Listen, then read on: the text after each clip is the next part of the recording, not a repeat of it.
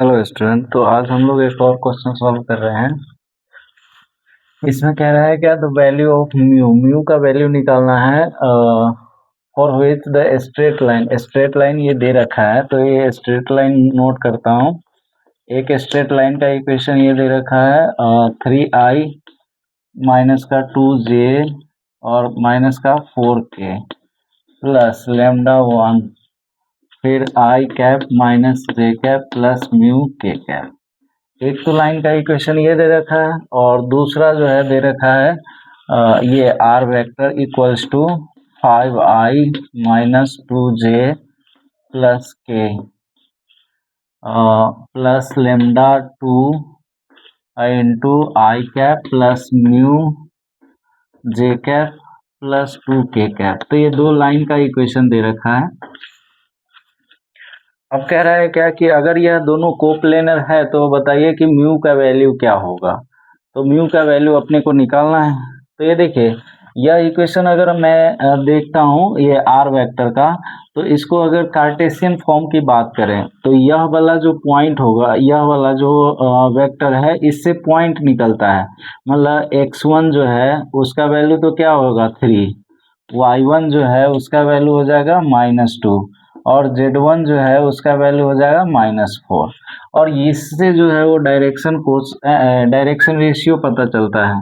तो ये a1 जो हो गया वो 1, a2 जो हो गया वो हो गया -1 और या a1 ये इसको लिखता हूँ b1 और इसको c1। तो ये हो जाएगा म्यू। सेम टू सेम ऐसा ही इसमें अगर बात करें तो ये x2 हो जाएगा 5, y2 हो जाएगा -2 और z2 हो जाएगा 1 और फिर a2 जो हो जाएगा वो 1 हो जाएगा और ये b2 जो हो जाएगा वो यहाँ से ये म्यू हो जाएगा और c2 जो हो जाएगा वो 2 हो जाएगा। तो अब जो है ना दोनों लाइन जो है वो कोप्लेनर कब होता है, तो फॉर कोप्लेनरिटी। तो इसके लिए ये होता है कि डिटर्मिनेंट जो है अगर x1 माइनस का x2, y1 माइनस का y2, z1 माइनस का z2, a1 b1 और c1, a2 b2 और c2, इस डिटर्मिनेंट का वैल्यू अगर 0 हो जाए तो ये कोप्लेनर हो जाएगा दोनों लाइन। तो अब इस डिटर्मिनेंट का वैल्यू निकालता हूँ। तो इसमें सारे वैल्यू पुट कर लेते हैं।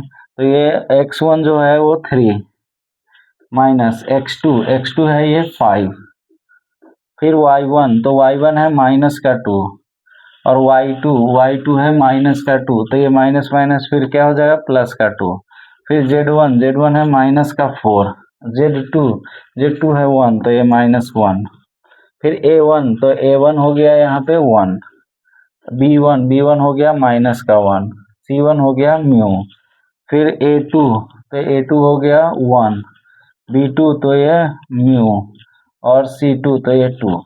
इस डिटर्मिनेंट का वैल्यू 0 होना चाहिए। तो अब इसको ये 2 - 3 तो 2 - 5 तो ये हो जाएगा माइनस का 2, फिर ये तो क्या हो जाएगा 0, फिर ये होगा -5, फिर 1 -1 और 2 नहीं यहाँ म्यू है, फिर ये 1 म्यू और 2, इसका वैल्यू क्या आना चाहिए 0। अब इस डिटर्मिनेंट का वैल्यू निकालते हैं एक्सपैंड करके।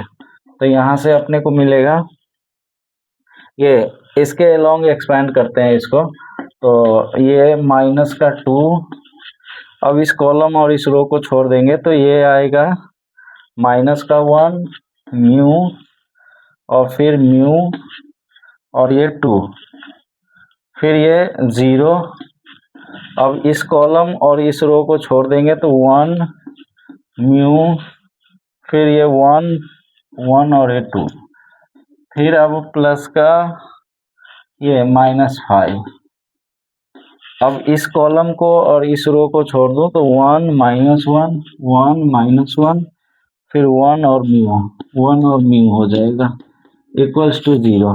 तो अब जो है ना ये -2, अब इसका वैल्यू निकालते हैं तो इससे इसमें मल्टीप्लाई करेंगे तो माइनस का 2 और ये हो जाएगा माइनस का म्यू स्क्वायर, फिर ये 0 से तो किसी में भी मल्टीप्लाई करेंगे 0, फिर ये -5 अब इससे तो ये म्यू हो जाएगा और इससे तो ये माइनस माइनस प्लस हो जाएगा 1 इक्वल्स टू 0।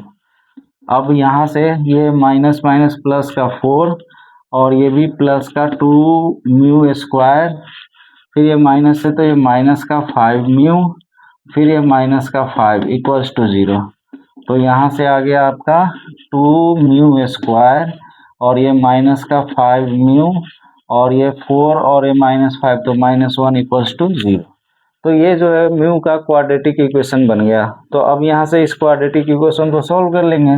तो म्यू का वैल्यू जो है वो कैसे निकालेंगे, तो श्रीधराचार्य वाले मेथड लगाएंगे, minus b plus minus root under b square minus 4ac upon 2a। तो ये सारे वैल्यू यहाँ पे पुट कर लेते हैं। तो ये माइनस ऑफ ये क्या आएगा -5 plus minus root under b square मतलब -5 का स्क्वायर माइनस 4 इंटू ए हो गया 2 इंटू सी हो गया -1 अपॉन में 2a, तो 2 इंटू ए हो गया 2। अब इसका वैल्यू देखते हैं, तो ये माइनस माइनस प्लस हो जाएगा, प्लस माइनस रूट अंडर, अब ये 25 और ये प्लस 8 हो जाएगा तो 33 अपॉन में हो जाएगा 4। तो यहीं से जो है ना ये म्यू का वैल्यू आ गया। म्यू का वैल्यू जो है एक बार प्लस साइन ले लेंगे तो ये 5 प्लस रूट 33/4 और एक बार माइनस साइन ले लेंगे तो ये 5 माइनस रूट 33/4। ये दोनों आंसर हो जाएगा। तो ऑप्शन कौन सा करेक्ट कहलाएगा, तो ये ए ऑप्शन और फिर ये सी ऑप्शन। ए और सी ऑप्शन जो है वो इसके करेक्ट हो जाएंगे म्यू का वैल्यू, जिसकी वजह से ये दोनों लाइन जो है वो कोप्लेनर होगा। Thank you.